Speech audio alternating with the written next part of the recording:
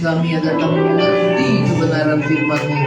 Demikian juga lembutkan hati kami agar kami dapat melakukan apa yang Tuhan ajarkan kepada kami, dan hidup kami boleh diubahkan dari hari ke hari hingga hidup kami, Tuhan, siap menyambut kedatangan-Mu, Tuhan Yesus, pada kali yang kedua.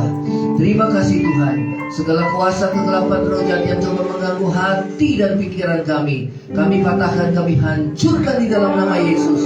Kami berdoa Roh Kudus Tuhan bekerja untuk menjamah dan mengubah hidup kami. Terima kasih Tuhan. Di dalam nama Yesus kami mengulaskan doa kami dan kami bersyukur. Ya, percaya sama-sama katakan. Silakan saudara. Shalom. Baik, kita akan dengar firman Tuhan. Saudara, firman Tuhan pada pagi hari ini dengan satu judul, pergi menjadi bangsa sorgawi. Ya, kita akan belajar tentang kitab Rut. Ya, kitab Rut itu ada 4 pasal. Saudara, di dalam kitab Rut kita akan membaca di sini. Ya, di dalam kitab Rut setelah Hakim-Hakim. Ya, saudara, kalau saudara baca kitab Rut pasal 1 sampai dengan 4, itu dikisahkan bahwa pada zaman para hakim, saudara, memerintah itu ada kelaparan di tanah Israel, ya.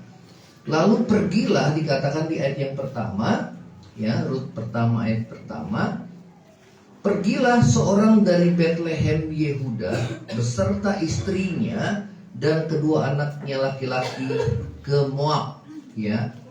Dan saudara, dikisahkan di sana, saudara, bahwa orang yang pergi itu adalah Elimelek, ya. Dan istrinya bernama Naomi, itu di ayat yang kedua.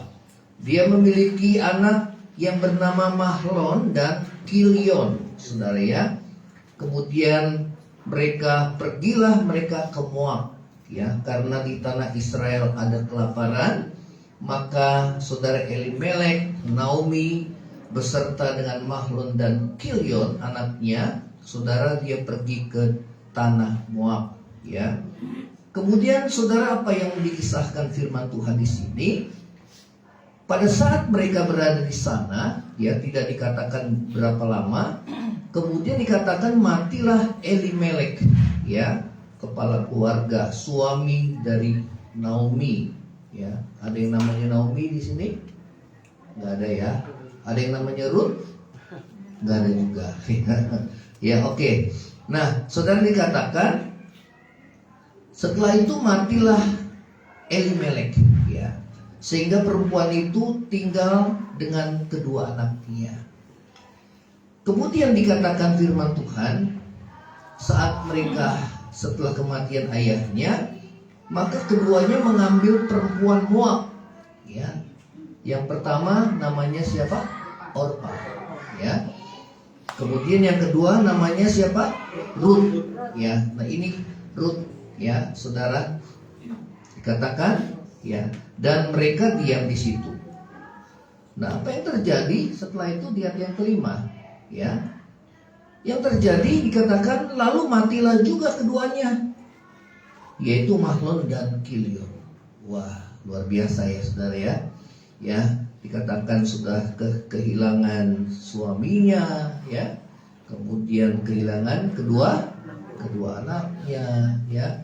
Saudara, selain kisah Ayub, ini kisah Naomi ini juga dapat kita pelajari bagaimana kita boleh, ya, saudara, bagaimana Tuhan mengubah, ya, nasib seseorang yang buruk itu menjadi kebaikan, ya, seperti juga Ayub, ya, Tuhan bisa ubah, ya. Nah, saudara, di sini dikatakan bahwa, ya, mati juga keduanya, Mahlon dan Kilion, sehingga perempuan itu kehilangan kedua anaknya dan suaminya. Luar biasa, ya, saudara, ya. Wah, itu penderitaannya luar biasa, ya. Kemudian di dalam ayat yang ke-6 dikatakan, berkemaslah ia dengan kedua menantunya, dan ia pulang dari daerah Moab, sebab di daerah Moab dikatakan ia mendengar bahwa Tuhan telah memperhatikan umatnya dan memberikan makan kepada mereka. Ya, ternyata dia mendengar berita bahwa Tuhan telah memperhatikan umatnya Israel dan memberikan makan kepada mereka, sehingga Naomi pulang beserta dengan kedua menantunya. Ya, nah saudara, di ayat yang ke-7, maka mereka berangkat dan kita katakan bahwa bersama dengan kedua menantunya. Nah, ketika mereka sedang berada di jalan untuk pulang, berkata Naomi, ya, di ayat yang ke-8, kepada kedua menantunya, pergi, pulang, masing-masing ke rumah ibunya. Tuhan kiranya menunjukkan kasih-Nya kepadamu seperti kamu menunjukkan kepada orang yang telah mati itu dan kepadaku. Kiranya atas kasih karunia Tuhan, kamu mendapat tempat perlindungan masing-masing di rumah suaminya. Lalu diciumlah mereka, tetapi mereka menangis dengan suara yang keras.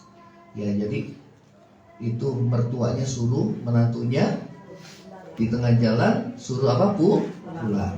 Kamu masih muda, kamu nikah lagi. Ya, nah saudara, itu Naomi, ya. Saudara, dikatakan, dan berkata kepadanya, tidak, kami ikut dengan engkau pulang kepada bangsamu. Ya, dua-duanya berkata seperti itu. Ini menantunya baik, ya, mertuanya baik, betul ya. Nah saudara, ya pulanglah ke sana, ya, karena dia memikirkan saudara menantunya, ya. Namun juga menantunya memikirkan juga mertuanya yang sendirian, ya. Nah, kemudian dikatakan, tetapi Naomi ngomong lagi di ayat yang ke-11, pulanglah anakku, mengapa kamu turut dengan aku? Ya, aku ini udah janda, miskin. Ya, karena setelah kehilangan Elimelek, ya suaminya, kemudian kehilangan kedua anaknya, nggak ada lagi kepala keluarga. Ya, di zaman dulu saudara yang bekerja itu kepala keluarga. Ya, sehingga hartanya mereka mungkin waktu di Moab mereka habiskan untuk keperluan sehari-hari sampai mereka ingat, oh, ke tanah asalnya mereka kembali. Ya. Nah, saudara, Naomi bilang, pulang. Bukankah tidak akan ada anak laki-laki yang kulahirkan? Ayat yang ke-12 dikatakan lagi saudara hal yang sama. Berapa kali dikatakan? 3 kali. Pulanglah anakku, pergilah, sebab sudah terlalu tua aku untuk bersuami. Seandainya pikirku apa, ya, malam ini aku bersuami, bahkan sekalipun aku masih melahirkan anak laki-laki, masa kamu menanti sampai mereka dewasa? Ya. Jadi saudara, di dalam budaya bangsa Israel, kalau kehilangan suaminya, maka saudara, ya, nanti anak yang dilahirkan oleh Naomi, ya, bisa dinikahkan lagi dengan saudara menantunya. Namun kan Naomi udah berkata bahwa aku udah tua, udah gak mungkin lagi punya anak. Kalaupun punya anak, nanti kamu gak mungkin lama-lama menunggu sampai anak yang kulahirkan itu dewasa. Ya. Ayat yang ke-13. Janganlah kiranya demikian anak-anakku. Bukankah jauh lebih pahit yang aku alami daripada kamu, sebab tangan Tuhan teracung terhadap aku. Jadi kalau saudara baca, pada saat Naomi berada di Bethlehem, mereka mengenal, oh itu Naomi.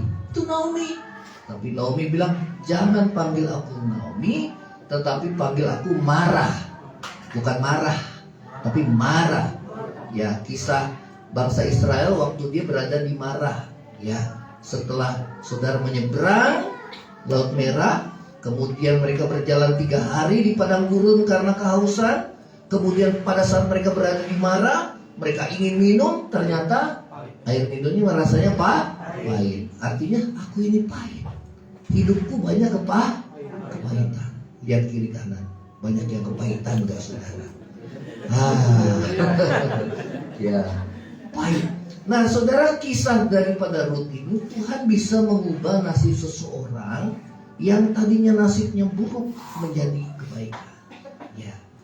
Memang saudara kita lihat, itu pun saudara kita lihat dari pelajaran daripada Naomi, bahwa melarikan diri dari masalah, dia menghadapi masalah yang baru.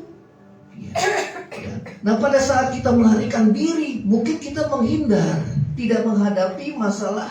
Harusnya dia bertahan, saudara.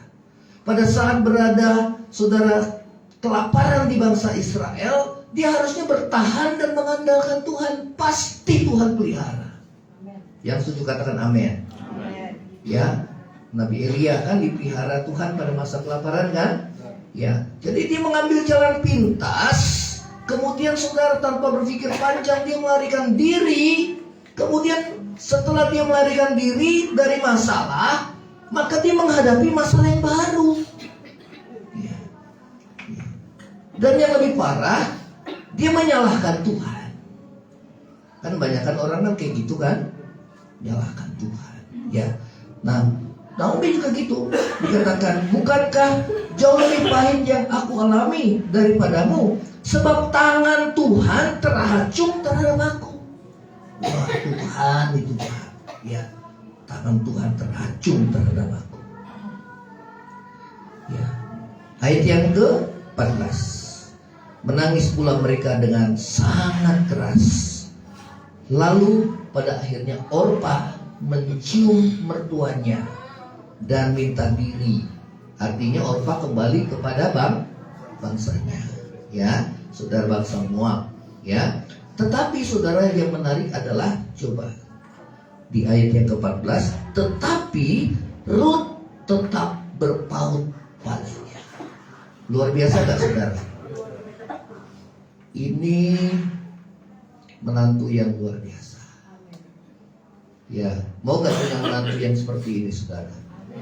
Luar biasa. Mau ikut mendengar? Kenapa dia kesian? Masa tinggalin Naomi yang sudah janda jalan sendirian? Kesian. Dia udah gak mikirin dirinya lagi. Saudara, ini luar biasa. Kalau zaman sekarang ya kebalikannya saudara. Mencari kesenangannya diri sendiri. Ya, mertuanya jalan sendiri cari kesenangannya, menantunya juga jalan sendiri cari kesenangannya. Tetapi saudara, kita lihat dari kisah Rut, mertuanya mau rela berkorban. Amin. Rut mau rela berkorban. Soleh kiri kanan, mesti rela berkorban. Kalau Tuhan mau ubah nasibmu, nasib buruk yang memang bukan disebabkan karena Tuhan, tetapi kesalahannya sendiri. Dengan dia, saudara, melarikan diri dari masalah, tetapi bukan berarti dia lepas dari masalah. Dia menghadapi masalah yang baru. Ya. Nah, saudara, dikatakan tetapi Rut tetap berpaut padanya. Ya. Nah, saudara yang masih single, ya, jadi doakan bukan hanya pasanganmu, tapi juga doakan semua anggota keluarga. Amin. Kalau kita menikah kan kita bukan hanya menikah suami istri, tapi kita juga menikah seluruh keluarga besar. Amin. Kalau saudara mau disayang sama mertua, ya, saudara, kalau saudara mau disayang sama istri, saudara mesti sayang sama mertuamu. Betul gak para mertua, saudara? Betul apa enggak? Di keluarga saya, saudara, terus terang, ya, mantu-mantu daripada yang ini kan mamanya istri saya kan, wah, banyak yang pada sakit hati, saudara.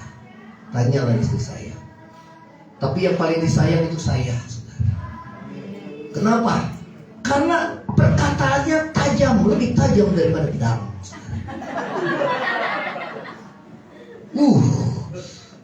Khususnya menantu-menantu yang laki-laki.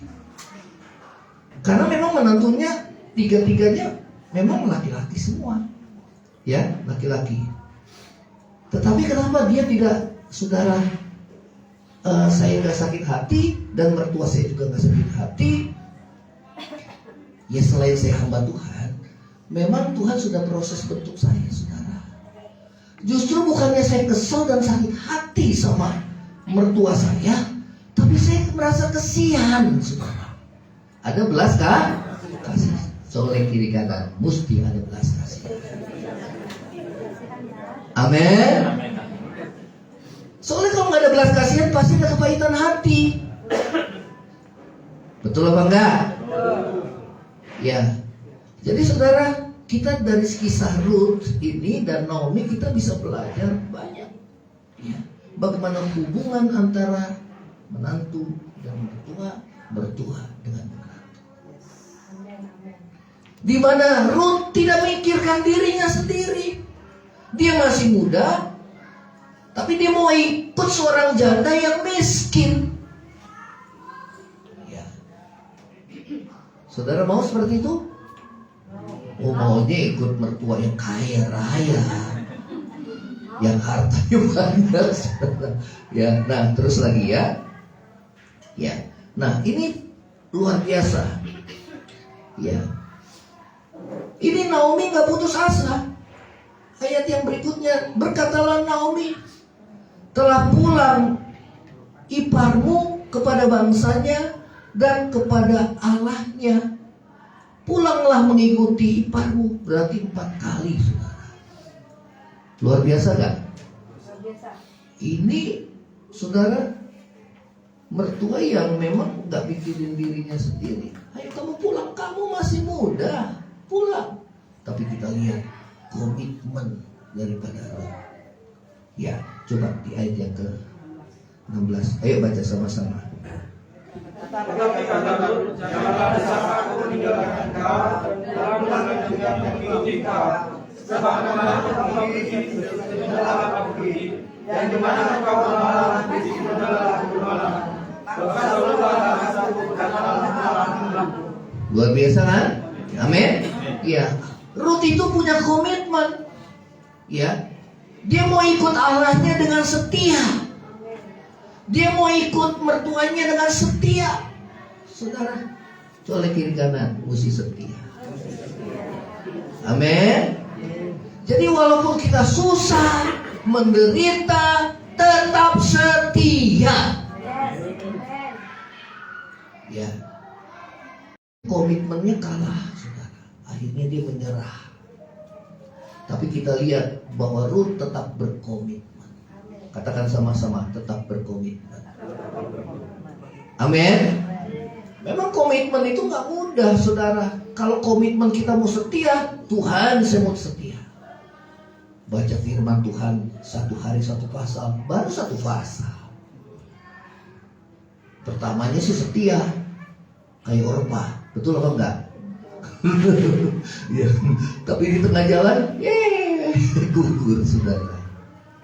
Memang orang komitmen itu gak gampang, orang setia itu gampang. Betul apa enggak? Ini mesbah doa Senin, Rabu, Jumat, gak gampang. Bangun jam 4, saudara. Tubuh capek, firman Tuhan juga mesti dipersiapkan.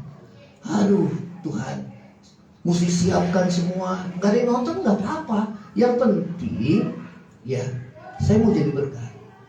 Colek kiri kanan, harus jadi berkat. Ya. Gak gampang, saudara. Selain menjadi gembala, kemudian punya komitmen. Ini udah berjalan 2 tahun lebih, saudara. 2 tahun lebih. Gak gampang dengan banyak gangguan, dengan banyak dalam keadaan sakit. Orang kan gak tahu kita dalam keadaan sakit kita tetap melayani Tuhan. Gak tahu kan?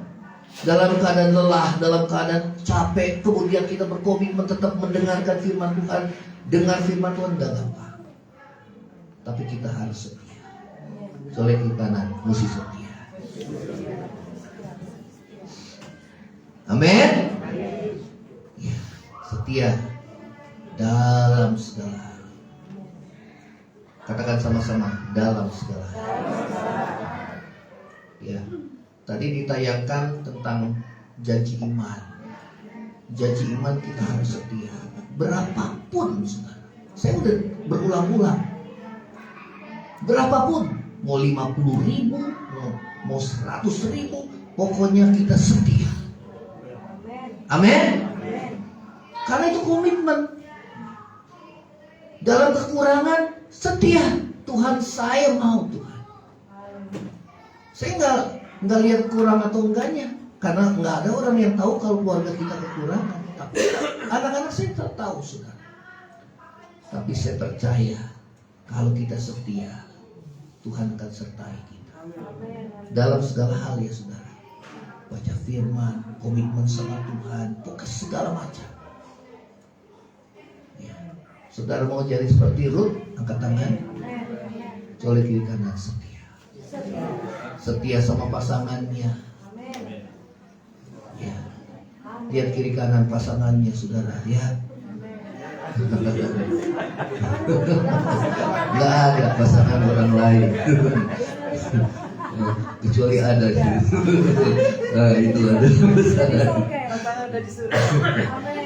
Amin. Ya, mesti setia. Setia, komitmen sama Tuhan.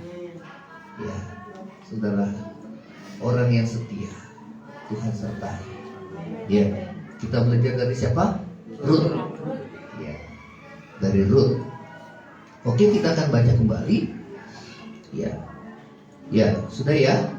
Bangsa mula bangsaku dan Allah mula Allahku.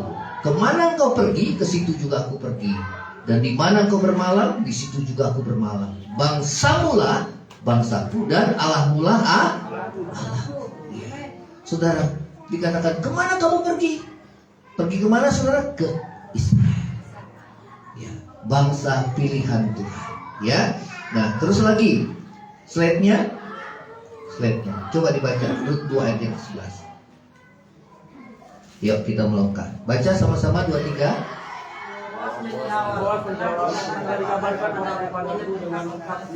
Ya, telah dikabarkan orang kepadaku dengan lengkap segala sesuatu yang kau lakukan. Kepada siapa? Jadi sesampainya saudara di mana? Di Bethlehem, maka saudara orang-orang pada heboh. Ya, tentang siapa? Ruth. Ya, dikatakan telah dikabarkan kepadamu bahwa engkau meninggalkan ibu bapamu. Ya, ibu bapak kandungnya. Dikatakan dan tanah kelahiranmu. Artinya apa? Rela berkorban. Ya, serta pergi kepada suatu bangsa yang dahulu tidak engkau kenal. Ya. Karena apa? Karena iman. Katakan sama-sama, karena iman. Karena imannya. Ya, saudara, kalau saudara dan saya mau pergi, ya, mau pergi kemana? Ke bangsa surgawi, saudara, ya. Ini bangsa Israel digambarkan sebagai bangsa surgawi. Terus coba slide-nya. Ya. Nah, coba baca sama-sama. 2, 3. Ruth adalah gambaran seorang yang tujuannya adalah menjadi bangsa. Nah, dibilang kemana kamu pergi? Aku pergi ke sana. Ya. Jadi tujuannya apa saudara? Menjadi bangsa surgawi, yaitu Israel. Bangsa surgawi. Ya. Dikatakan. Coba baca lagi 2, 3. Tujuan terbesar kita adalah menjadi bangsa surgawi. Seperti Ruth, tujuannya ke Israel, yaitu gambaran bangsa surgawi, umat pilihan Tuhan. Israel tuh umat pilihan Tuhan, saudara. Ya, kita lihat saudara di sekelilingnya, diserang bagaimanapun, tangan Tuhan melindungi. Ya. Dikatakan tujuan terbesar kita menjadi bangsa surgawi.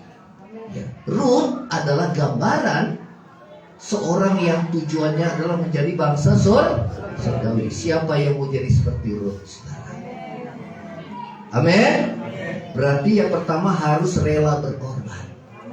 Soalnya rela berkorban. Katanya mau menjadi bangsa surgawi, tapi tidak mau rela berkorban. Ya, Tuhan Yesus bilang apa? Kalau kamu mau ikut aku, kamu harus menyangkal diri dan pikul salib. Ya, nggak mau rela berkorban. Ya, apa itu menyangkal diri? Artinya saudara kehendak Tuhan yang utama. Pikul salib apa? Mau menderita, bukan karena dosa, tetapi karena orang buat jahat, kita bukannya balas jahat, malah kita mendoakan. Saudara, kalau nggak mau pahit hati, kita mesti mendoakan musuh kita. Katakan sama-sama, doakan. Dan yang kemudian setelah doakan, berkati dia. Yang setuju katakan. Angkat tangan yang mau. Doakan dan berkati. Siapa musuh kita? Musuh kita siapa, saudara? Bukan manusia. Karena musuh kita yang sesungguhnya bukan manusia. Iya, makanya saudara, kalau hubungan kita antara menantu dengan mertua, orang tua dengan anak, ini saudara, orang tua istri saya, anak-anaknya pahit hati, menantunya pahit hati. Maaf ya, saya ceritakan, tetapi karena memang kita sudah alami. Kenapa? Ibu Pauline, saya justru jadi berkat buat Mami. Saya panggilnya Mami, karena itu bagian dari mama saya sendiri. Bahkan saat ingin dipanggil Tuhan, orang pertama yang dipanggil kami. Sebelum meninggal, kami doakan sama-sama. Besok paginya baru meninggal. Kita doakan. Seperti Tuhan Yesus pada saat di kayu salib, Tuhan Yesus berdoa apa? Bapa, ampunilah mereka karena mereka tidak tahu.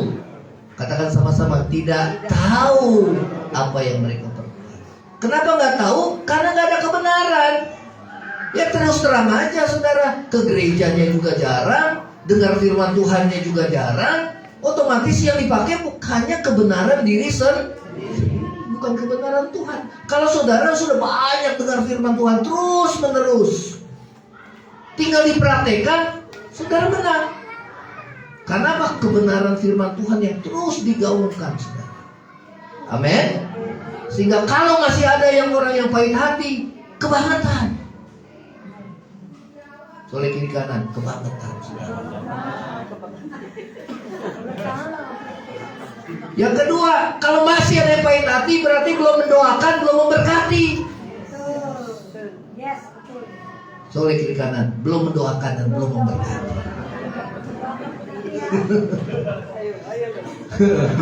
Ayo belum. Ayo belum. Karena memang firman ini harus diberitakan supaya saudara bebas, merdeka. Amin. Ya, sebab kalau ada kepahitan hati, saudara, yang rugi itu kita sendiri, menghalangi berkat Tuhan. Ya, menyalahkan Tuhan, nyalain orang, nyalain keadaan, semua kita salahin. Berarti yang benar siapa? Cuma diri sendiri, saudara. Ya, betul atau enggak? Ya, nah, saudara, kita dapat bersatu bila kita punya tujuan yang sama. Saudara mau bersatu? Angkat tangan. Harus punya tujuan yang menjadi bangsa surga. Saudara mau tinggal bersama Tuhan di dalam surga? Punya tujuan yang sama? Rela menderita? Amin ya kencang, saudara. Tetap setia? Amin ya kencang, puji Tuhan. Sudah mengalami, saudara. Amin. Sudah mengalami. Jadi bangsa surga. Jadi saudara, kalau masalah tersinggung, kemarin kan Pak Eko nyampein firman Tuhan, itu kecil katanya saudara, kecil. Ya benar kecil, saya bilang. Itu cuma masalah di gengsi. Soleh kiri kanan, gengsi. Aduh, Tuhan bilang siapa yang mempertahankan nyawanya, dia akan kehilangan nyawanya. Nyawanya itu bisa harta, nyawanya itu bisa harga diri. Kalau kau tamak akan uang, maka satu saat kau akan kehilangan semuanya. Kalau kita bangsa surgawi, kita diajak untuk membangun bagi gereja ini, saudara. Karena gereja ini punya tujuan, saudara, kita akan beli gedung ini. Kalau kita nggak bersama-sama, nggak akan kumpul-kumpul, saudara. Sambil kita sewa ruko, sambil kita juga kumpulin uang untuk beli gedung ini. Kalau kita nggak bertindak mulai dari hal yang kecil, kapan lagi? Apa setelah saya udah nggak ada? Udah bubar semua. Kan nanti yang meneruskan kan semua anak-anak kita. Kalau Tuhan belum datang. Jadi kita bebas, merdeka. Kita gak mikirin diri sendiri lagi seperti Ruth. Colek kiri kanan, gak usah mikirin diri sendiri lagi. Amin. Apa Tuhan paksa kita? Enggak. Semua itu dimulai dari hati. Tuhan juga bilang semua jangan dengan beban. Lakukan semua, melayani jangan dengan beban, memberi jangan dengan beban, berdoa jangan dengan beban. Saudara, kita baca firman juga jangan beban. Tapi karena kita cinta Tuhan. Amin. Ada harga yang mesti dibayar kalau kita mau menjadi bangsa surga. Saudara mau? Tinggal dilakukan, saudara, ya. Nah, apa ciri orang yang memiliki tujuan yang sama? Yaitu menjadi bangsa surgawi. Ayo, yang pertama slide-nya. 2-3. Siapa yang mau mengalami pemeliharaan Tuhan di tengah kesukaran? Amin. Wah, ini yang paling kita senang, saudara. Amin. Mengalami pemeliharaan Tuhan. Rut 2 ayat 1-3. Ayo kita baca. 2-3.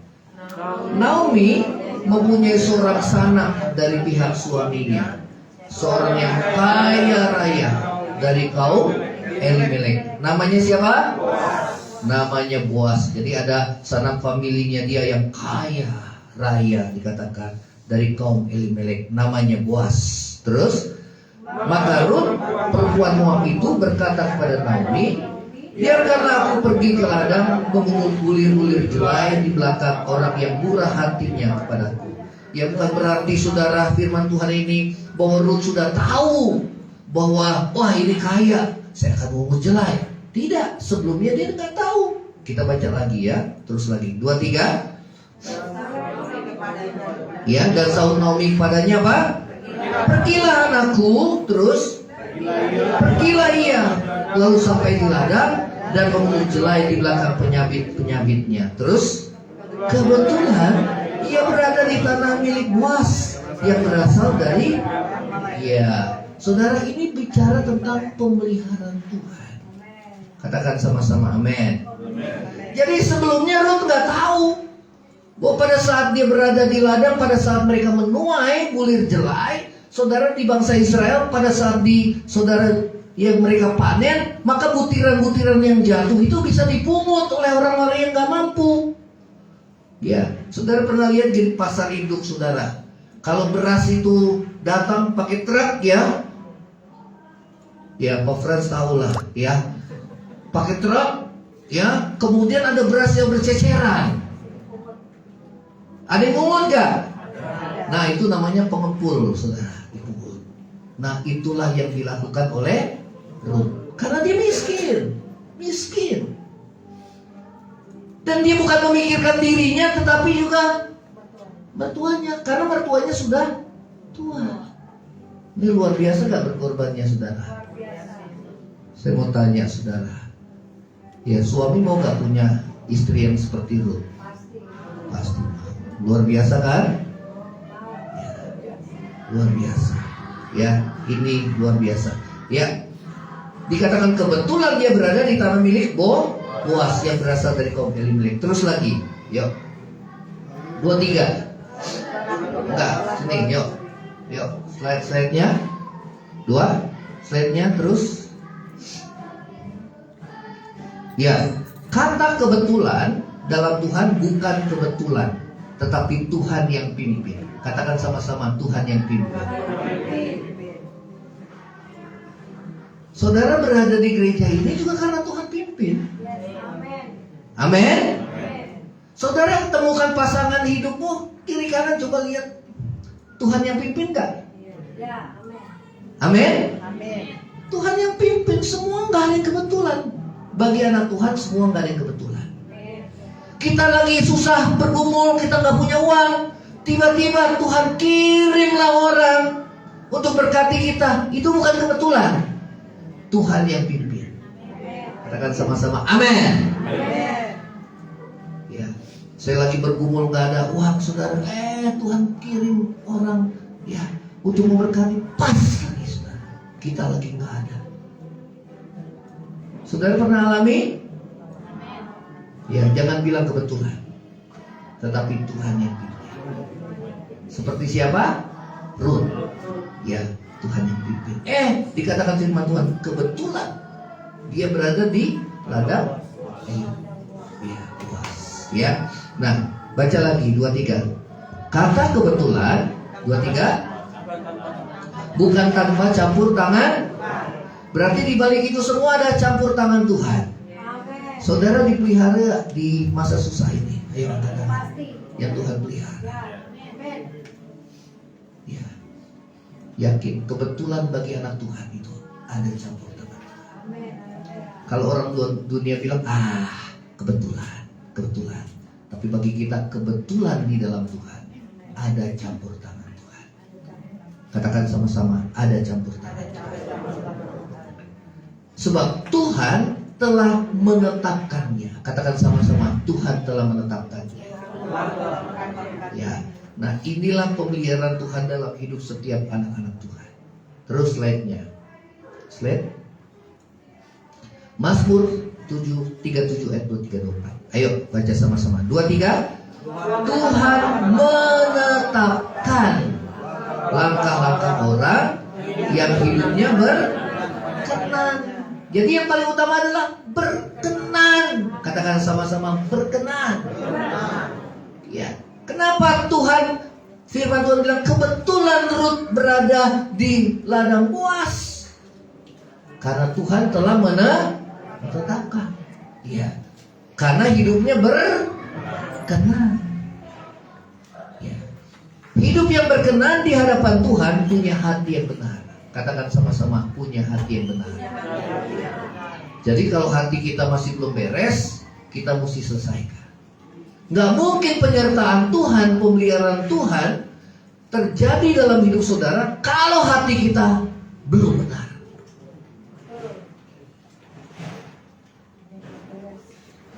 Karena itu mesti bereskan. Saudara mau hidup berkenan di hadapan Tuhan? Amin. Mau mendapat pemeliharaan Tuhan? Amin. Di masa sukar dan sulit? Tuhan mau, saudara mau supaya Tuhan ubahkan hidup saudara? Yang tadinya nasib buruk menjadi nasib yang baik? Itu dari tangan Tuhan, saudara. Kalau saudara baca, saudara Ruth dan Naomi yang tadinya gak ada harapan, nasibnya buruk, Tuhan ubah. Sehingga saudara, Boas itu menjadi suami daripada Ruth. Luar biasa kan? Siapa Boas? Seorang kaya raya. Betul? Bahkan saudara, Ruth dan Boas melahirkan anak yang bernama siapa? Isai. Siapa Isai? Ayah Daud. Luar biasa kan? Sampai saat ini bintang Israel kan bintang Daud kan? Luar biasa. Berarti Tuhan punya rencana. Soleh kiri kanan, Tuhan punya rencana. Semudah Tuhan balik telapak tangan kok nasib kita. Yang penting hidup kita berkenan. Memang kalau orang benar sepertinya pertama-tama kayaknya waduh berat. Tapi kita bersyukur kita semua sudah lalui. Ya, belum lama saya dengar saudara, kita terus doakan Pak Arnold, yaitu Papa Stefan. Ya, belum lama kan waktu seminggu lebih yang lalu dikabarkan sakit kanker darah. Syok saudara. Bilang telepon jam 5 pagi, setengah 5 sama saya, papanya bilang Pak Restu, ya sama. Bilang tolong kasih tahu istri saya karena saya nggak mampu kasih tahu. Ke jam 6 pagi saya langsung saudara kasih tahu. Ya. begitu kasih tahu langsung terdiam. Nggak pernah sakit apa-apa. Ya, karena mau berlayar kan 6 bulan sebelumnya, setiap 6 bulan setelah mau berlayar kan dia mesti cek darah semua. Hasilnya bagus semua. Saya nggak nyangka semua hasil bagus. Tapi kenapa kena sakit kanker darah? Wah, saudara. Kemudian perjuangannya apa, saudara? Di kemo setiap hari selama 7 kali. Itu kemo sakitnya luar biasa. Biasanya kan kemo kalau kanker rahim, kanker yang lainnya sekali di kemo 2 minggu lagi balik lagi kan. Ini setiap hari, saudara. Sampai dia nggak kuat ya. Kemudian saudara, dia telepon saya pagi-pagi lagi. Aduh, kau udah nggak kuat kan? Peperangan rohani, peperangan rohani kuat pasti mampu. Saudara, wah luar biasa. Itu pergumulannya antara hidup dan mati, saudara. Luar biasa. Ya. Dan pada akhirnya Tuhan kasih kekuatan, saudara. Walaupun di kemo pingsan. Tapi kalau belum waktunya, katakan sama-sama, kalau belum waktunya, betul apa enggak? Semua kan kalau belum waktunya. Kalau sudah waktunya, puji Tuhan. Sudah selesai tugasnya. Katakan sama-sama, sudah selesai tugasnya. Yang kedua, rumah sudah tersedia. Karena Tuhan bilang apa? Aku pergi ke situ untuk menyediakan tempat. Tugasnya sudah selesai, rumahnya sudah tersedia.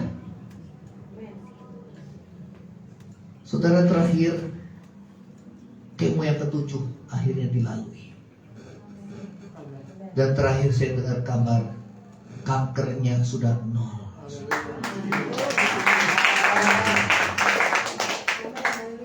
Itu luar biasa. Ya. Kemudian saudara, ada masalah lagi. Memang orang hidup selalu ada masalah. Ya. Dia mau pesen, akhirnya kan ada nafsu makan. Mau pesen makanan, e-walletnya ya blokir, nggak bisa. Begitu dibangun pagi-pagi, ada malaikat Tuhan Yesus yang sediakan makanan setiap pagi, saudara. Luar biasa nggak? Luar biasa. Berat badannya tambah lagi, dikatakan 5 kilo. Wah, luar biasa. Saudara, kalau belum waktunya. Dan yang kedua, dia bersaksi lagi. Restu, waktu saya menyembah Tuhan, Tuhan ingatkan kepada kasih yang mula. Pada saat dia bertobat, dia dengar suara Tuhan Roh Kudus bicara. Dan Tuhan ingatkan satu pujian. Peganglah tanganku, Roh Kudus. Oh, mengalir. Mengalirlah. Karena dia rasakan itu dari ujung rambut sampai ujung kaki. Itu seperti kesetrum. Mengalir. Kuasa Roh. Harus kita nyanyi sama-sama. Nyanyi sama-sama. Luar biasa. Kalau belum waktunya, musibah terjadi. Hal yang kedua ada maksud Tuhan juga. Tadi kan mengembalikan kasih yang mula kan. Saya bilang Tuhan, nyawa pun diambil gak apa-apa, asal dia bertobat. Saya bilang gitu. Daripada hidup kemudian mati dan gak selamat. Mengaku. Saya bilang tinggalkan hidup yang lama, kembali pada kasih yang mula-mula, bertobat. Bersyukur kalau kita dipanggil Tuhan dalam keadaan rohani kita. Amin. Jadi ternyata maksud Tuhan mendatangkan pertobatan, mengembalikan pada kasih yang mula-mula. Ini luar biasa. Kemudian istrinya lagi bersaksi. Ya, dia bertanya kenapa ya Tuhan? Selalu pertanyaannya kenapa? Betul apa enggak? Dan saya mulai ceritakan apa yang dialami oleh jemaat kita. Dan tentunya istrinya juga sudah tahu. Kemudian pada akhirnya Tuhan Pada saat kita berdoa, saudara, sebelum kesembuhan itu terjadi, istrinya Mama Stefan mendapat penglihatan.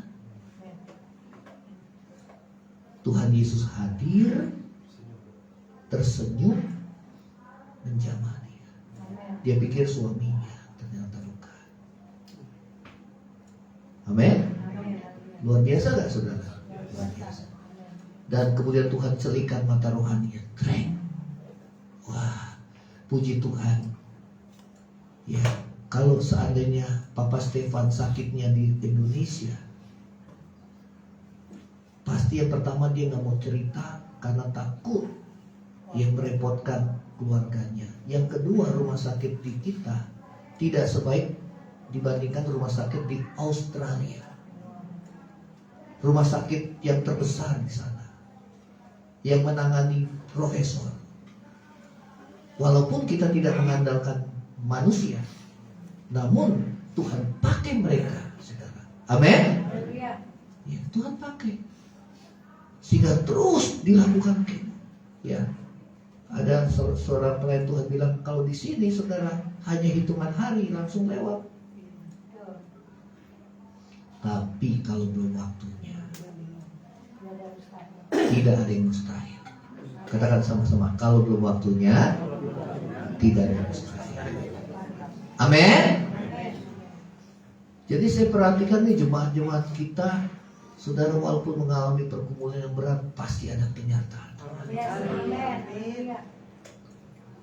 Emang orang fasik gak menderita? Menderita. Tapi Tuhan bilang penderitaan orang benar banyak, tapi Tuhan meluputkan. Kemudian penderitaan orang fasik membinasakan, mematikan. Beda. Ada penyertaan Tuhan. Katakan sama-sama, ada penyertaan Tuhan. Yang penting hidup berkenan. Soleh kiri kanan, hidup berkenan. Ya, hidup berkenan apa? Punya hati yang benar. Katakan sama-sama, punya hati yang benar. Berarti kalau ada kecewa, ada sakit hati, ada dosa, saudara gak bisa simpan lama-lama. Bertobat, akui dosa. Bertobat, jangan buat dosa lagi. Jangan keraskan hati. Amin. Ya. Nah, hati yang benar adalah melakukan kehendak Allah. Kehendak Allah adalah jiwa-jiwa diselamatkan. Kenapa Ruth mau bertahan, tidak mau tinggalkan saudara mertuanya Naomi? Karena dia punya belas kasihan kepada jiwa-jiwa. Dia punya belas kasihan kepada Naomi. Dia nggak mikirin dirinya sendiri. Kalau di antara kita masih ada saat ini memikirkan diri sendiri, kita nggak mungkin jadi bangsa surgawi. Amin. Ya, nggak mungkin, saudara. Nggak mungkin. Ya, firman Tuhan katakan, kehendak Allah adalah jiwa-jiwa diselamatkan. Katakan sama-sama, jiwa-jiwa. Amin. Ya. Tuhan bilang, apa gunanya seorang memiliki seluruh dunia tapi dia kehilangan? Jadi kalau saudara punya anggota keluarga, anak, menantu, mertua, segala macam, saudara anggota terdekat kita yang jauh, teman-teman yang belum diselamatkan, saudara, Tuhan bisa pakai saudara untuk menyelamatkan jiwa-jiwa. Ya, di gereja kita kan ya, bawa jiwa untuk Tuhan, bukan buat gereja ini, untuk Tuhan. Jangan mikirin diri sendiri. Jadi kehendak Tuhan yang paling besar itu apa? Menyelamatkan jiwa-jiwa. Katakan sama-sama, menyelamatkan jiwa-jiwa. Kalau gitu ngapain Tuhan Yesus datang ke dunia? Rela mati di salib, menggantikan saudara dan saya. Dia yang tidak berdosa dijadikan dosa supaya di dalam dia kita dibenarkan dan menerima pengampunan dosa. Buat apa Tuhan tinggalkan kenyamanannya, menjadi sama dengan manusia, bahkan seorang hamba, bahkan menderita bagi saudara dan saya, supaya kita diselamatkan. Katakan sama-sama, supaya kita diselamatkan. Jadi kalau ada orang yang fokusnya harta, kedudukan, pangkat, saudara, semua habis. Mati kita gak bawa apa. Itu orang bodoh Tuhan bilang. Orang yang saudara mata rohaninya gelap. Kenapa? Karena dibutakan oleh ilah zaman ini. Siapa ilah zaman ini? Mamon. Nggak ada kekuatan yang luar biasa kecuali kekuatan harta yang membuat orang lupa diri. Itu akar dari segala sumber kejahatan. Karena itu Tuhan bilang asal ada makanan dan pakaian cukup. Colek kiri kanan, bersyukur. Kita makan berapa banyak sih saudara? Cuma sepiring. Betul apa enggak? Kita pakai baju juga satu nggak habis-habis. Asal ada makanan pakaian cukup. Sehingga apa? Saudara dan saya bisa bersyukur. Jangan lihat orang lain, oh dia punya ini, kita pengen. Ini kita pengen. Nggak akan pernah puas. Tapi bersyukur. Belum tentu orang kaya hidupnya bahagia, saudara. Betul apa enggak? Ada orang yang dikaruniakan kekayaan, tapi tidak Tuhan karuniakan karunia untuk menikmati. Ada, Tuhan bilang. Tapi walaupun saudara dan saya hidup pas-pasan, tapi Tuhan karuniakan karunia menikmati. Amin. Tidur masih ngorok gak saudara?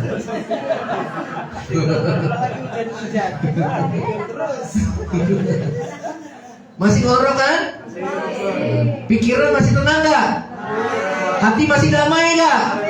Puji Tuhan.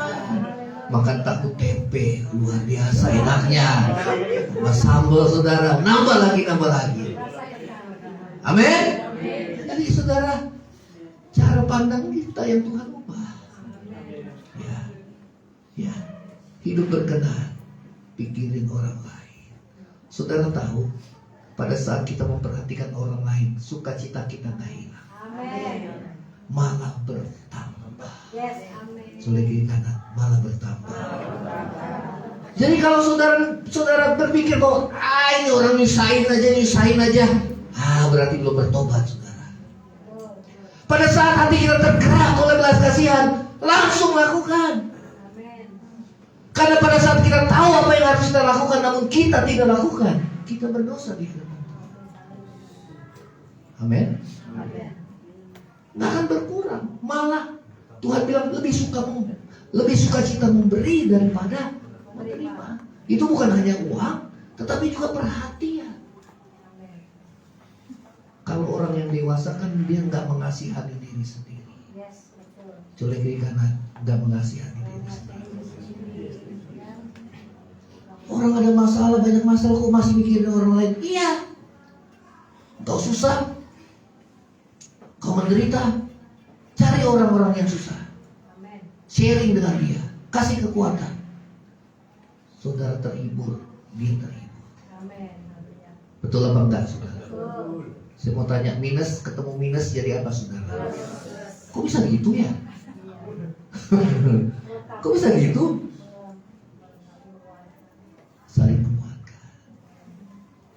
Nabi Elia dan janda Safat, minus ketemu minus, saudara. Betul apa enggak? Sama-sama kekurangan. Jadinya apa, saudara? Plus dua-duanya. Oke, Tuhan suruh gereja kita, ayo bertindak dengan iman.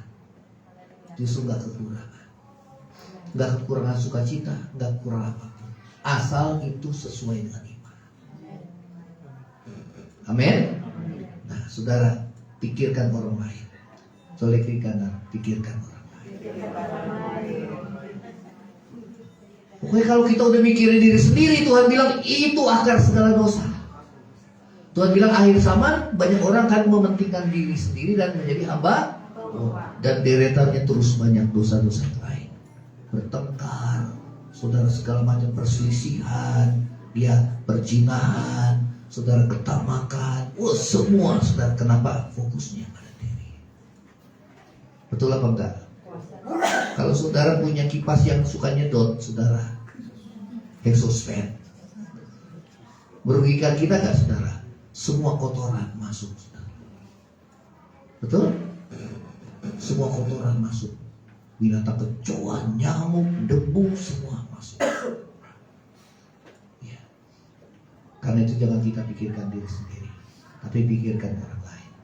Seperti siapa? Terus lagi. Nah, yuk kita baca sama-sama. 2-3. Kata Yesus kepada mereka, makananku ialah melakukan kehendak Dia yang mengutus aku dan menyelesaikan pekerjaannya. Bukankah kamu mengatakan 4 bulan lagi tibalah musim menuai? Tetapi aku berkata kepadamu, lihatlah sekelilingmu dan pandanglah ladang-ladang yang sudah menguning dan matang untuk dituai. Jadi melakukan kehendak Allah adalah, saudara, rindu menyelamatkan jiwa-jiwa. Ya. Ini ladang menguning ini bicara tentang jiwa. Ya, terus lagi 2. Yuk. 2. Yuk. Baca sama-sama 2-3. Ya. Yang pertama mengalami pemeliharaan Tuhan. Saudara mau mengalami pemeliharaan Tuhan? Itulah bangsa surgawi. Ada penyertaan Tuhan. Yang kedua, ikut berpartisipasi membawa jiwa-jiwa. Yuk, Rut 2 ayat 8 dan 9. Baca sama-sama. 2-3. Dengarlah dahulu anakku, tidak usah engkau pergi memungut jelai ke ladang lain, dan tidak usah juga engkau pergi dari sini, tetapi tetaplah dekat pengerja-pengerjaku perempuan. Lihat saja ke ladang yang sedang disambit orang itu, ikutilah perempuan itu dari belakang, sebab aku telah memesankan kepada pekerja-pekerja lelaki, jangan mengganggu engkau. Jika engkau haus, pergilah ke tempayan-tempayan dan minumlah air yang disedot oleh pekerja itu. Jadi Boas bilang sama si Rut, ya, ada 3 pesannya. Apa itu? Tidak usah kau pergi memungut jelai ke ladang lain, nggak usah juga kau pergi dari sini. Jangan pergi dari sini. Jangan mungut jelai ke ladang lain. Itu yang pertama. Yang kedua, tetaplah dekat pengerjaku perempuan. Kenapa? Karena takut digoda. Kalau sama pekerja laki-laki, wah si Rut kan masih muda nih, ya kan? Nah, jadi yang ketiga apa? Ikutilah perempuan-perempuan itu dari belakang. Yuk, apa artinya? 3 pesan Boas adalah bayangan pesan Tuhan kepada kita. Yang pertama, coba baca. Ayo, slide-nya. Slide-nya, ya. Yang tadi, 3 pesan. Mundur. Nah, iya, yang tadi. Maju 1, dah. 3 pesan Boas adalah bayangan pesan Tuhan kepada kita. Ya. Apa yang pertama? 2-3. Setia dalam ladang. Tidak usah kau pergi memungut jelai ke ladang lain. Setia. Katakan sama-sama, setia. Saudara nggak usah pindah-pindah gereja kemanapun. Saudara, gereja itu sama.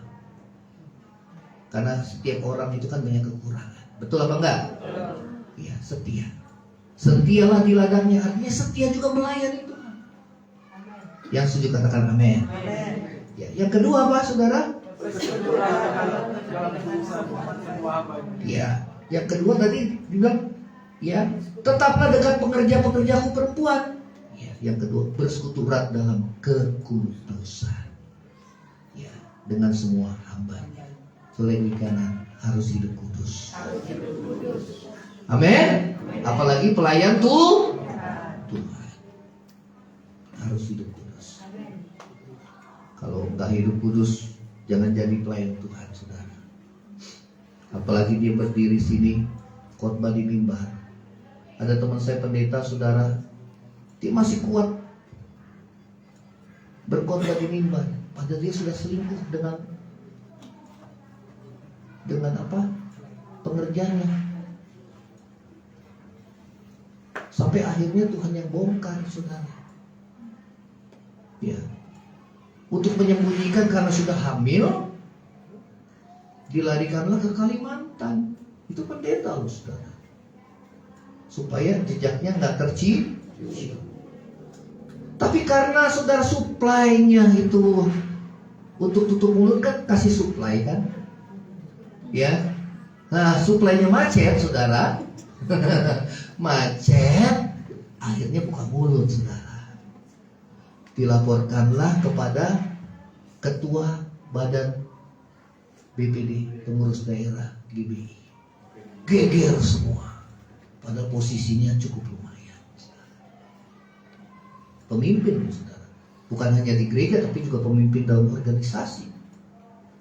Akhirnya terbuka dan akhirnya dipecat. Kalau dipecat dari organisasi ya masih mendingan. Memang rasa malu pasti ada. Tapi kalau Tuhan yang pecat, nggak selamat. Puji Tuhan, Tuhan bongkar pada saat dia masih hidup sehingga ada pertobatan. Makanya lebih baik kita yang bongkar diri kita daripada Tuhan yang bongkar. Katakan sama-sama, lebih baik kita yang bongkar daripada Tuhan yang bongkar. Kalau Tuhan yang bongkar dipermalukan. Pasti. Betul apa enggak? Karena itu jangan ada yang dosa yang kita sembunyikan. Karena nanti hari penghakiman kan Tuhan akan menghakimi apa yang tersembunyi dalam hati. Baik iri hati, benci, dendam, ya, percabulan dalam hati, ada ketamakan, Tuhan hakimi. Amin. Colek kiri kanan, jaga kekudusan. Ini mesti kudus. Pegang saudara. Kudus. Kalau ada yang heng-heng saudara, dalam nama Yesus. Dalam nama Yesus. Dalam nama Yesus. Dalam nama Yesus.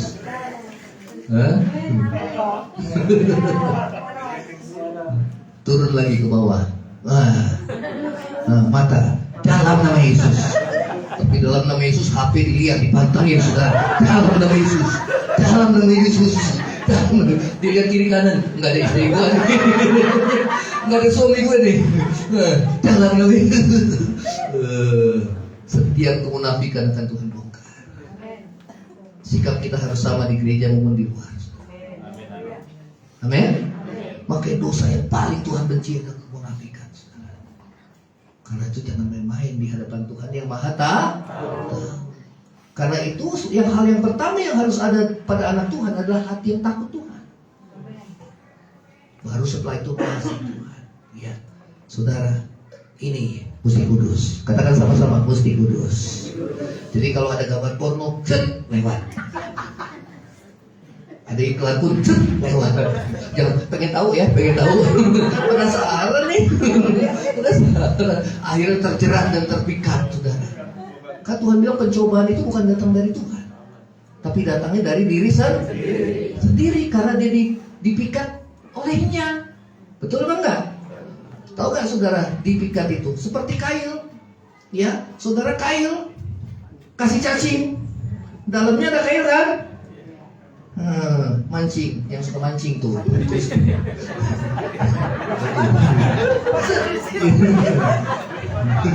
Betul nggak? Kena ketangkap nggak? Ikannya bodoh nggak? Bodoh. Colek kiri kanan, jangan bodoh. Betul apa enggak? Oh, sekarang bukan hanya kasih cacing, ikan-ikanan. Lebih bodoh lagi, saudara. Kasih warnanya menarik semua. Wah, sambil jalan langsung padahal ikan-ikanan, saudara. Tambah bodoh, saudara. Colek kiri kanan, jangan bodoh. Betul? Ya. Makanya saudara, dalam kitab Amsal dikatakan orang yang gak berpengalaman, orang-orang muda itu bodoh. Kenapa? Dia seperti saudara, ya, kerbau yang dicucuk hidungnya tinggal ya, dibawa ke pembantaian, saudara. Jangan bodoh. Saudara, pertama yang perlu saya ingatkan, dosa itu nikmat pada awalnya, hanya sementara, tapi ujungnya menuju kebinasaan. Amin. Sebaliknya anak Tuhan mungkin menderita pada awalnya, menyangkal diri. Orang lain buat dosa, saya nggak buat dosa. Aduh, kayaknya rugi kalau nggak buat dosa. Ya, tapi saudara bertahan. Tapi ujungnya saudara dipermuliakan dan diangkat oleh Tuhan. Amin. Ya, anak Tuhan harus seperti itu. Ya. Nah, saudara, yang ketiga, 23. Belum kekudusan tadi apa? Mata ya. Belum turun ke sini saudara. Lupa saya. Pegang. Tuhan bilang apa? Kalau mulutmu jahat, hatimu jahat. Karena apa yang keluar dari mulut, keluar dari hati. Saudara orang baik atau orang jahat? Mulutmu harus baik. Amin. Masih kudus. Jadi kalau mau ngomel-ngomel jangan kebun binatang. Jangan puas. Kamu yang puas, orang lain terima sampahnya. Betul apa? Nggak boleh. Walaupun hati sekesal apapun, saudara marah boleh, tapi marah dekat dengan dosa. Nggak boleh. Jaga mulut. Nggak boleh kotor. Nggak boleh kata-kata binatang. Nggak boleh kata-kata kutuk. Tapi Tuhan bilang haruslah memberkati. Katakan sama-sama. Supaya kamu memperoleh karena yang diucapkan mulut keluar dari hati. Dan Tuhan bilang siapa yang mengucapkannya memakan buahnya. Kalau kamu untuk orang, kau akan terkutuk. Jaga perkataan kita. Tuhan bilang kalau kita gak jaga lidah, percuma ibadah kita. Sementara ku sembah kau Allahku, itu kesel, kurang ajar, wah kata-kata makian binatang saudara, wah habis semua yang baik. Jaga mulut. Turun lagi saudara. Jaga hati. Karena dari dalam hati bersumber kehidupan. Karena itu kalau hati kesel, hati wah, segera berdamai dengan Tuhan. Berdamai dengan Tuhan dulu. Nggak mungkin saudara bisa berdamai dengan orang lain kalau saudara belum berdamai dengan Tuhan. Berdamai dengan Tuhan, kemudian yang kedua berdamai dengan diri sendiri. Udahlah, kita juga bisa punya kesalahan. Kita juga punya kekurangan. Setelah hati tenang, berdamai dengan diri sendiri, baru kita bisa nyamperin, halo, shalom. Senyum kita bukan senyum munafik. Amin. Pertama berdamai dengan, kedua berdamai dengan, ketiga berdamai dengan sesama. Jadi ini dulu sudah di atas. Ya, ikut berpartisipasi. Sedia mengikuti. Yang ketiga apa? Sedia mengikuti telah. Ya. Nah, saudara, terus lagi slide-nya. Nah ini saudara. Yuk yang keras 23. Yuk baca Rut 2 ayat yang 10.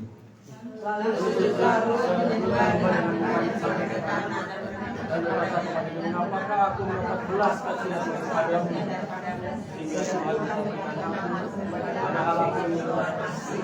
Iya, saudara, orang yang menjadi bangsa surgawi, dia selalu merendahkan diri di hadapan Tuhan.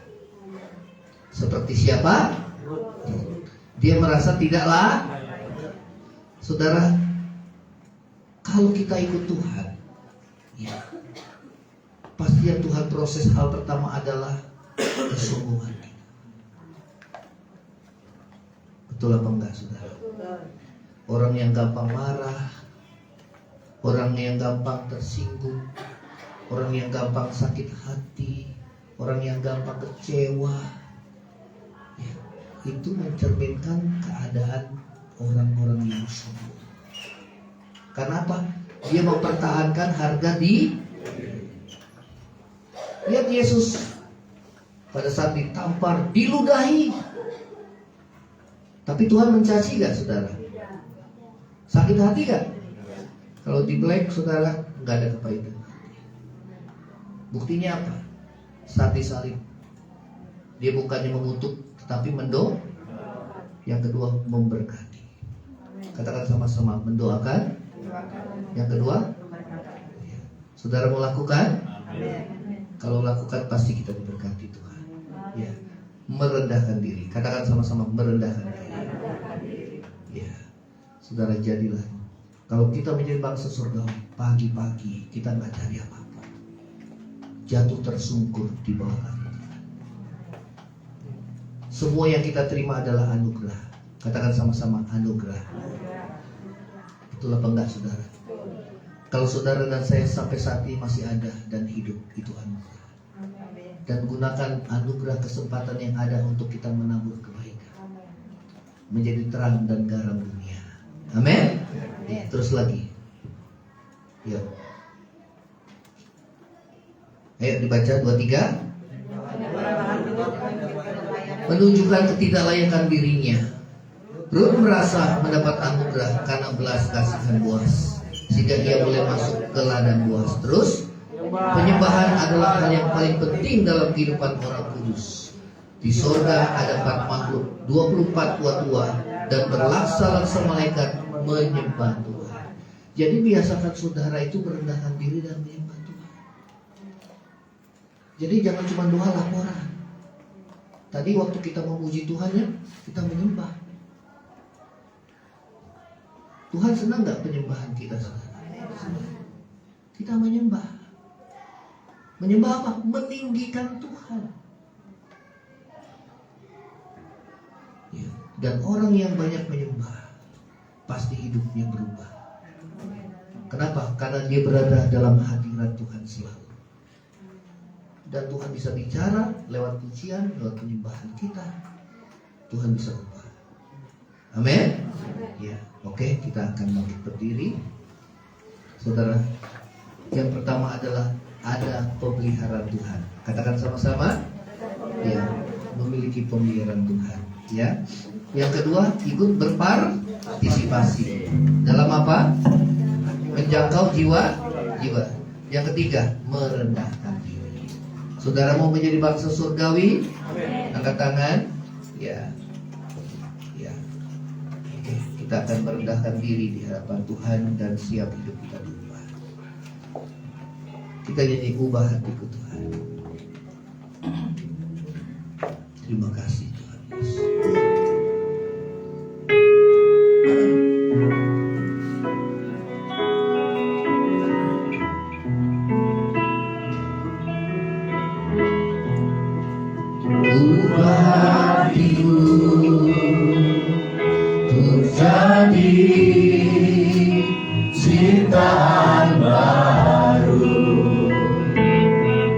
Biar kami punya hati seperti Rut Tuhan, yang rela berkorban, yang tidak mengasihi dirinya sendiri, tetapi punya hati yang penuh belas kasihan kepada jiwa-jiwa. Saudara, begitu banyak jiwa-jiwa yang membutuhkan uluran tangan, yang membutuhkan perhatianmu. Begitu banyak jiwa-jiwa yang perlu diselamatkan. Biarlah kita boleh masuk dalam ladang Tuhan, bekerja bersama-sama. Ladang sudah menguning, dan Tuhan katakan sudah siap dituai. Jangan lagi kita berfokus pada diri sendiri, tapi lakukan apa yang menjadi kehendak Tuhan dalam hidup saudara.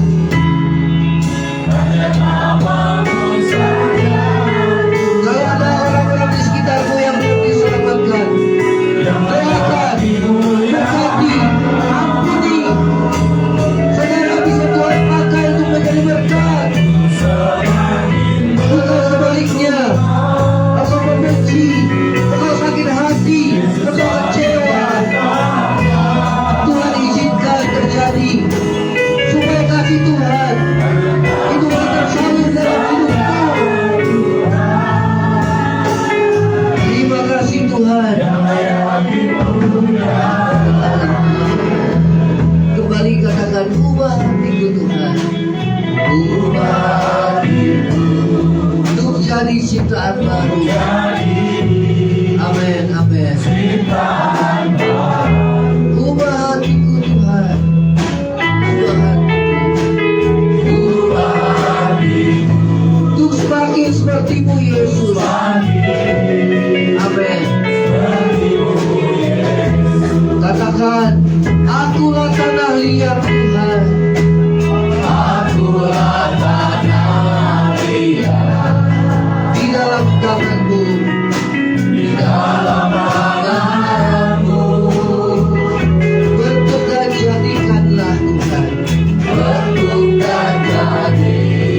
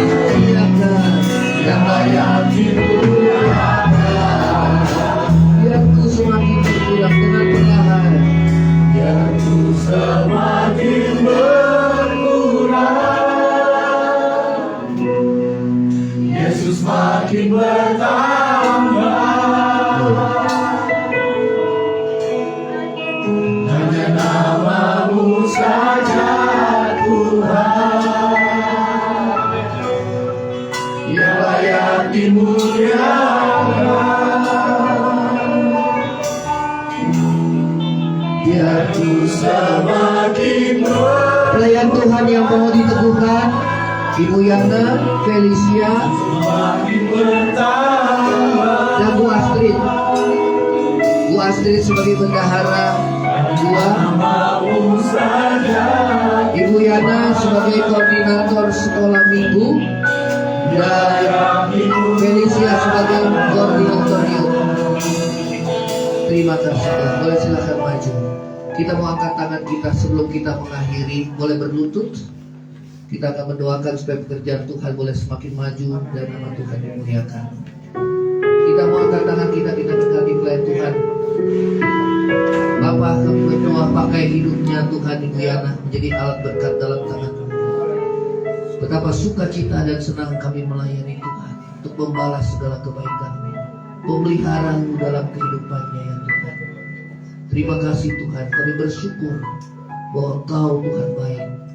Tuhan pakai Bu Yana Tuhan untuk boleh Tuhan sebagai koordinator sekolah minggu, supaya anak-anak kami juga semakin bertumbuh di dalam pengenalan Tuhan dan takut akan Tuhan. Terima kasih Tuhan, berikan hikmat yang daripada-Mu menyertai ya Tuhan, hati yang penuh dengan kasih ya Tuhan, karena Tuhan kasih-Mu penuh dalam hidupnya. Tuhan berkati ya Tuhan, di dalam nama Yesus. Berkat Tuhan turun atasnya, pengurapan Tuhan turun atasnya, di dalam nama Yesus. Bu Astrid sebagai bendahara 2, Tuhan pakai Tuhan dalam hidupnya Tuhan untuk mengelola keuangan gereja-Mu Tuhan beserta dengan utang. Biarlah Tuhan gereja-Mu dapat maju, terbuka di dalam keuangan kami Tuhan, bagi pekerjaan Tuhan. Mari Tuhan pakai Tuhan di dalam tangan Tuhan, menjadi berkat Tuhan. Di dalam nama Tuhan Yesus, biar hati yang mengasihi Tuhan ada padanya, dan nama Tuhan dipermuliakan. Terima kasih Tuhan, di dalam nama Yesus, biar peneguhan-Mu Tuhan, urapan-Mu, anugerah kasih setia Tuhan menyertai di dalam nama Yesus. Demikian juga buat Felicia sebagai koordinator youth Tuhan yang telah dipilih. Kiranya Tuhan berikan hikmat daripada-Mu supaya youth dapat semakin bertumbuh ya Tuhan. Bersama-sama dengan kami, para orang tua dan dewasa, kami bertumbuh bersama-sama sehingga nama Tuhan dipermuliakan. Terima kasih Tuhan, pengurapan-Mu atasnya ya Tuhan, anugerah kasih setia Tuhan. Pakai hidupnya menjadi alat berkat dalam tangan-Mu dalam masa mudanya, di dalam nama Yesus. Haleluya, amin. Boleh silakan kembali. Baik, kita akan angkat kedua belah tangan kita. Terima kasih Tuhan, kami mau pulang ke tempat kami masing-masing. Biar firman Tuhan menggema di dalam hidup kami, sehingga hidup kami diubah. Kami semakin berkurang, Tuhan Yesus bertambah dalam hidup kami. Roh Kudus, selanjutnya kami serahkan ke dalam tangan-Mu. Engkau sendiri yang terus mengingatkan dan memampukan kami untuk melakukan kebenaran firman-Mu. Di dalam nama Yesus, saudara angkat hati firman berkat Tuhan. Saudara terkasih, pulanglah engkau dengan membawa berkat damai sejahtera dari Allah Bapa, cinta kasih yang kekal dari Tuhan kita Yesus Kristus, penghiburan, pertolongan, dan penyertaan Roh Kudus menyertai saudara dan saya mulai saat ini sampai Maranatha, Tuhan Yesus datang pada kali yang kedua, bahkan sampai selama-lamanya. Yang percaya sama-sama katakan amin.